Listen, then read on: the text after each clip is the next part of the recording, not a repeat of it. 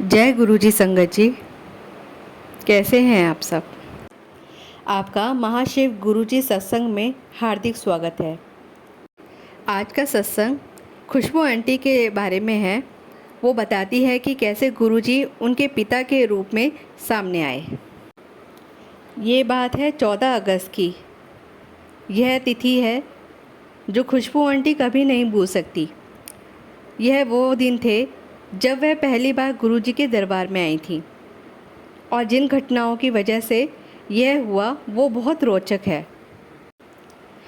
वह सावन का महीना था जो भगवान शिव से संबंधित होने के कारण पावन माना जाता है और इस महीने खुशबू आंटी नियमित रूप से व्रत रखती थी।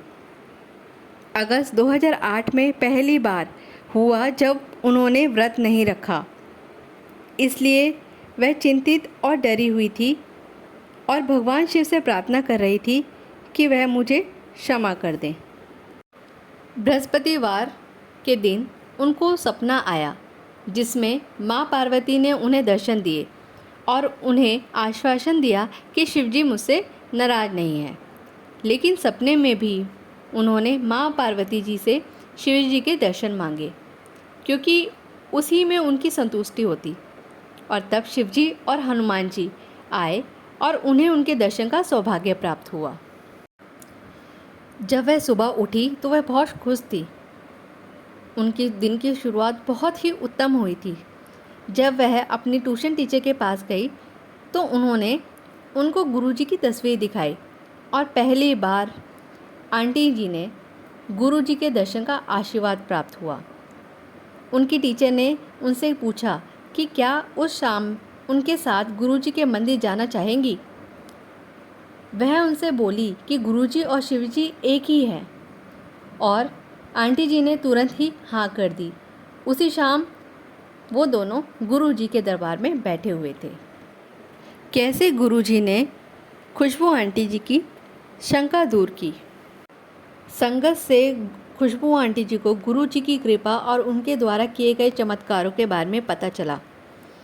गुरुजी से आने वाली सुगंध के बारे में भी खुशबू आंटी जी को पता चला और यह भी कि जब गुरुजी शारीरिक रूप में विद्यमान नहीं है तब भी उनकी सुगंध आती है। मंदिर में संगत से उन्हें पता चला कि गुरुजी की महासमाधि के बाद भी उन्हें उनकी सुगंध आती थी। मंदिर में बैठे हुए खुशबू आंटी जी ने गुरुजी से पूछा कि मैं कैसे उनकी सुगंध पहचानूं। उन्हें गुरुजी के शारीरिक रूप में कभी दर्शन नहीं हुए थे और मंदिर में सुगंध फूलों की भी हो सकती थी, ऐसा आंटी जी को लगता था। उन्होंने गुरुजी से विनती की कि किसी अनोखे ढंग से मुझे अपनी सुगंध का एहसास कराए। गुरुजी ने आंटी जी को इंतज़ार नहीं करवाया। वह उनके घर आए और उनका कमरा अपनी कृपापूर्ण दिव्य सुगंध से भर दिया। आंटी जी बताती हैं कि उनके कमरे में सुगंध का कोई और स्रोत नहीं था। अब संदेह करने का कोई कारण नहीं बचा था। बहुत बहुत धन्यवाद गुरुजी इस अद्भुत सुगंधित अनुभव के लिए और आंटी जी के कमरे में आकर उनको आशीर्वाद देने के लिए। ऐसा गुरुजी से उन्होंने प्रार्थना की। कैसे आंटी जी को गुरुजी के दर्शन हुए। संगत जी, यह इंसान की प्रवृत्ति है कि एक मांग पूरी हो जाए तो हमारी और डिमांड बढ़ जाती है। ऐसे ही आंटी जी के मन में ये इच्छा जागृत हुई कि उन्हें गुरुजी के दर्शन उनके चोले में ही चाहिए थे। संगत से गुरुजी के सजीले और अद्भुत पहनावों के बारे में इतनी प्रशंसा सुनने के बाद आंटी जी ने गुरुजी से अनुरोध किया कि वह मुझे अपने उन चोलों में दर्शन दे जिनको देखकर संगत मंत्रमुग्ध हो जाती थी। और गुरुजी से ये अनुरोध करके उन्होंने गुरुजी की तस्वीर अपने तकिए के नीचे रखकर सो गईं। आंटी जी बताती हैं कि उस रात गुरुजी ने अपने भिन्न भिन्न चोलों में उनको दर्शन दिए और वह एकदम अद्भुत अनुभव था। परंतु उसके बाद जो हुआ वह अविश्वसनीय था। जब वह अगली सुबह उठी, एक सहेली से उन्होंने गुरुजी की वेबसाइट के बारे में पता चला। जब वह gurujimaharaj.com वेबसाइट पर गई और तस्वीरों के भाग में गई तो उन्होंने पाया कि वहाँ गुरुजी की उन्हीं चोलों में तस्वीरें थी जिनमें उन्होंने उस रात दर्शन दिए थे। एक बार फिर बड़े ही आश्चर्यजनक ढंग से गुरुजी ने संदेह की संभावना दूर कर दी थी। संगत जी, गुरुजी अपने सभी बच्चों का ध्यान रखते हैं और हम सब के लिए शर्त रहित प्रेम का स्रोत है। आंटी जी बताती हैं कि किस तरह गुरुजी के यहाँ आना आरंभ करने से पहले उनकी माँ एक ज्योतिषी के पास गई जिसने भविष्यवाणी की कि जल्द ही उनका भाई निखिल बहुत बीमार पड़ेगा और उसने अस्पताल में भर्ती होना पड़ेगा, और वैसा ही हुआ। आंटी और उनकी मम्मी की सारी कोशिशों के बाद भी वह अपनी दुकान नहीं खोल पाए और वह ज्योतिषी में विश्वास करने लगे। आंटी जी बताती हैं कि गुरुजी के यहाँ जाने के बाद उनकी माँ उस ज्योतिष के पास फिर गई। उसके पास फिर उनके लिए बुरी खबर थी। उन्होंने भविष्यवाणी की कि दिवाली के समय उनके लिए मुसीबत अपनी चरम सीमा पर होगी। उस ज्योतिष ने यह कहा कि उनकी दुकान का काम अच्छा नहीं चलेगा और उनके दोनों भाई और माँ बीमार पड़ जाएंगे। उन्हें बहुत बड़े आर्थिक नुकसान की संभावना नज़र आ रही थी। यह भविष्यवाणी होने के बाद जब अगली बार उनकी माँ बड़े मंदिर आई, हल्की बूंदाबांदी हो रही थी। वह संगत हॉल की ओर जाती हुई मंदिर की मुख्य सीढ़ियों पर बहुत जोर से फिसली, पहली से लेकर अंतिम सीढ़ी तक। जब संगत उन्हें उठने में मदद करके शौचालय तक ले जा रही थी तब वह 2 बार और फिसली। यद्यपि वह 3 बार फिसली थी, वह खुशकिस्मत थी कि उन्हें कोई बड़ी चोट नहीं लगी। मंदिर में संगत ने उन्हें कहा कि कोई आने वाली बड़ी मुसीबत को गुरुजी ने छोटी सी तकलीफ में परिवर्तित कर दिया था। उन्हें यह बात तब समझ आई जब दिवाली आई। उनकी दुकान का कारोबार असामान्य रूप से अच्छा रहा और परिवार में सबकी सेहत भी अच्छी रही। इस तरह तीनों लोग, उनकी माँ और 2 भाई की विकट बीमारियों को गुरुजी ने उनकी माँ का मंदिर में 3 बार फिसलने में परिवर्तित कर दिया। आंटी जी बताती हैं कि कैसे गुरुजी ने उनको अपनी बेटी की तरह ध्यान रखा। आंटी जी बताती हैं कि तब भी उनकी माँ को गुरुजी पे पूरा विश्वास नहीं हुआ था और यह सब उन्हें एक संयोग लगा।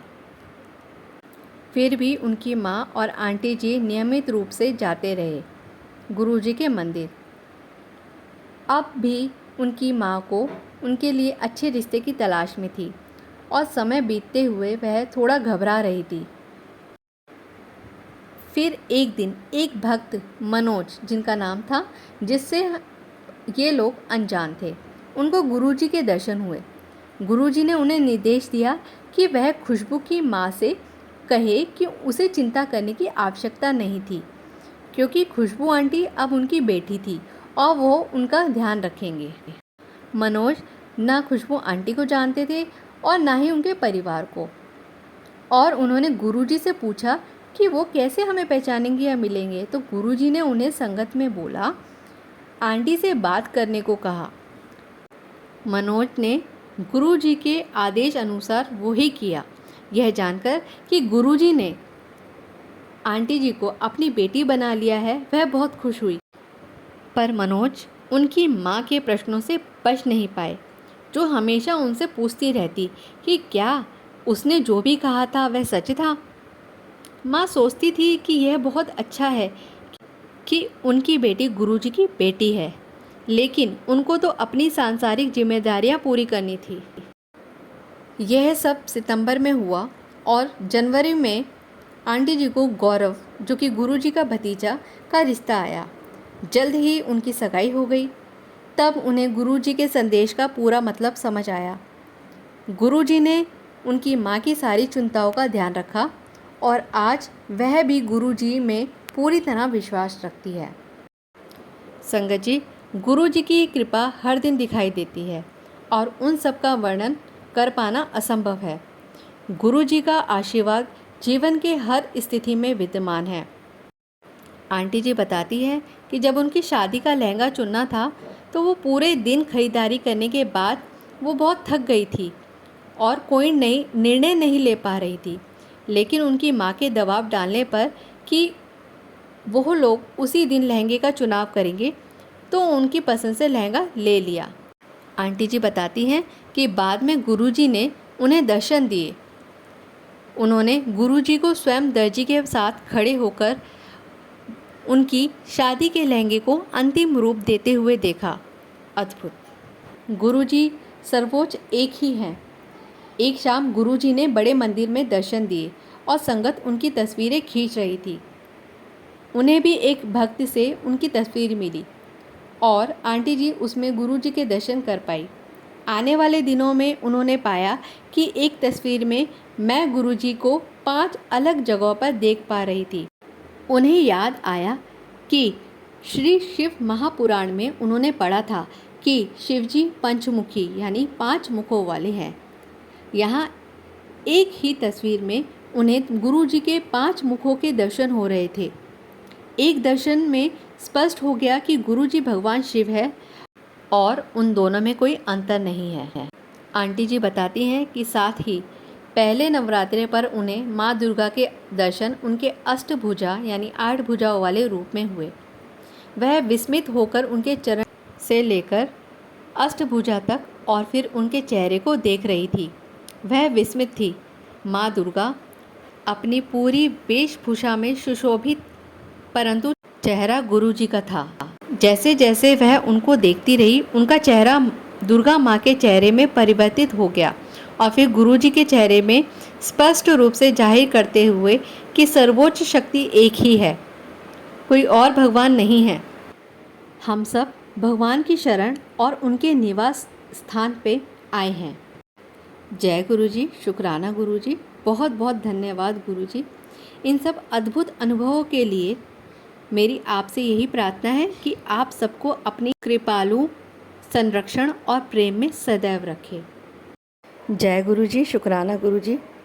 अभी आपने खुशबू आंटी जी का सत्संग सुना।